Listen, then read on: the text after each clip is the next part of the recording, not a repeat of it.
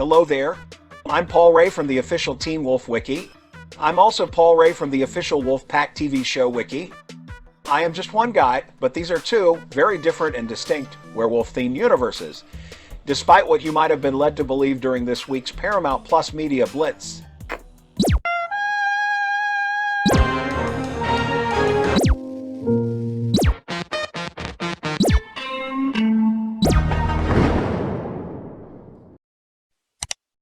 I sound like this because I can't use my real voice currently. It's a whole big thing. Details are in the description.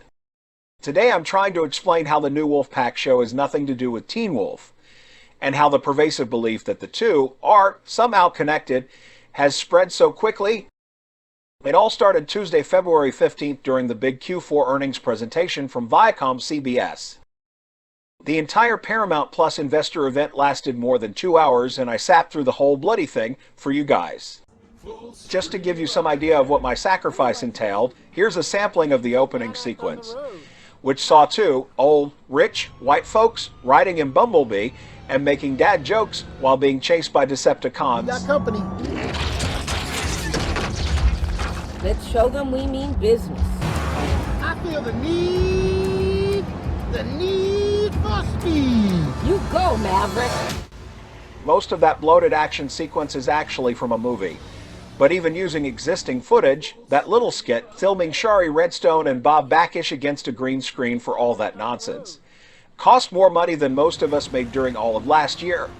In other words, I need you to truly appreciate how much annoying cringe I had to go through to bring you the news. I'll link you to the whole thing in the description so you too can suffer like me. Anyway, this was a 2-hour event in which Paramount Plus explained how well they're doing in gaining new subscribers and spreading their brands worldwide. They also unveiled some plans for what's coming up on their various platforms. In all this, Teen Wolf got a 5-second mention with a line about Wolfpack tacked onto the end. And the return of MTV's Teen Wolf, with a new movie featuring the original cast that will set up a new werewolf series called Wolfpack, based on the acclaimed books by Ado Van Balkum. That phrasing has caused quite a bit of misunderstanding within the Teen Wolf fandom.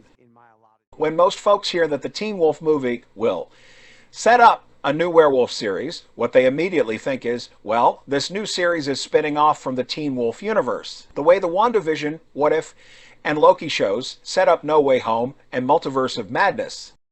That is not what is happening here. There is no shared universe between Teen Wolf and Wolfpack. And while it is to their benefit for Paramount Plus to conflate some connection between the two, I don't think they're being purposefully deceptive.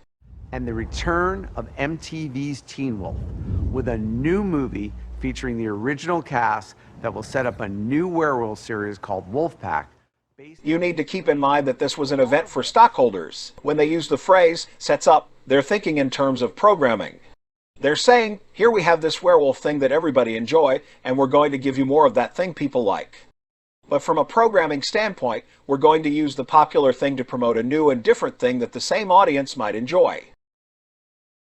So, if it's not a Teen Wolf spin-off, what is the Wolfpack TV show?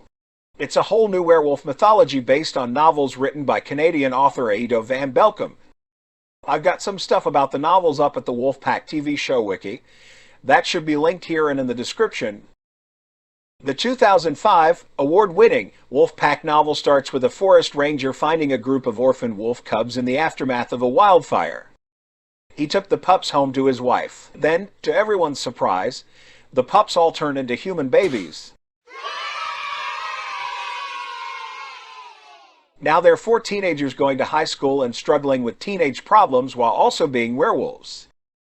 So, Paramount Plus is giving us more, but different, teenage werewolves within a brand new supernatural universe.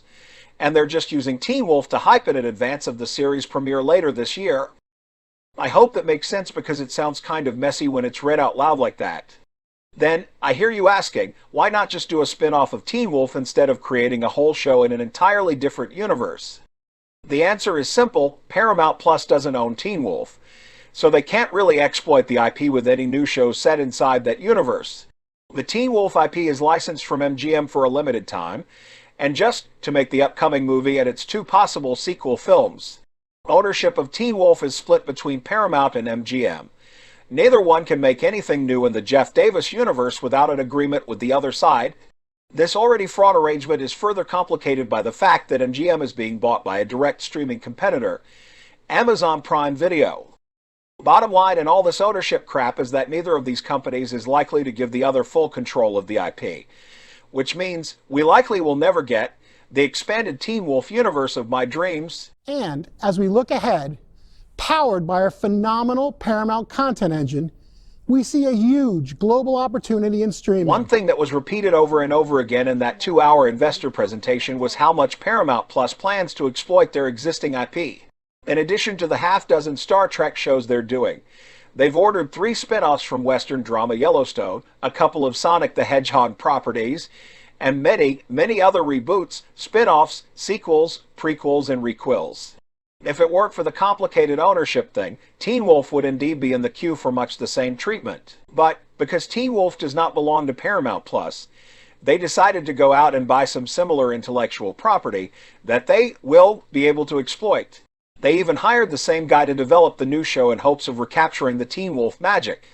If it works, we actually could someday see a new, expanded Jeff Davis supernatural universe, but that new thing would be completely untethered from the Teen Wolf name and history. I'm sure Wolfpack will be a fun and interesting new thing.